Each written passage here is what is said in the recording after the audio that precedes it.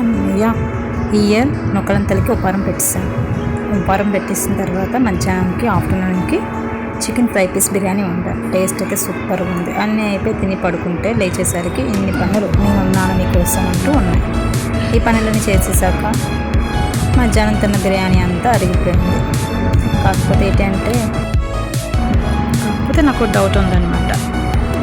పనంత ఉంది కదా, ఆకలేసేస్తుంది కదా అని భోంచేసేస్తారా, లేదు అంటే పనంతా కంప్లీట్ చేసుకొని ప్రశాంతంగా భోంచేస్తారా నాలాగా? నాకైతే మాత్రం అంత ఆకలేసినా సరే కావాలంటే భోంచేయడం కూడా మానేసి ఫస్ట్ పని కంప్లీట్ చేసుకొని ప్రశాంతంగా కూర్చొని తింటాను. లేదు అంటే తిన్నానే అంటే మాత్రం పని అంతా నా కళ్ళ ముందే కనిపిస్తుంది.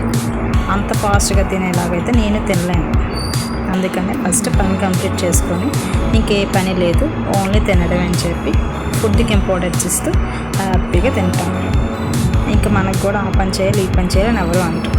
స్టిక్కర్ కొంచెం పైకి పెడితే ఫేస్ వేరే ఉంటుంది, కొంచెం కింద పెడితే వేరే ఉంటుంది. పనిలో నేనుంటే మా ఆయనేమో చిన్న పని అంతా బయటికి వెళ్దాం రా అని పిలుస్తున్నాను.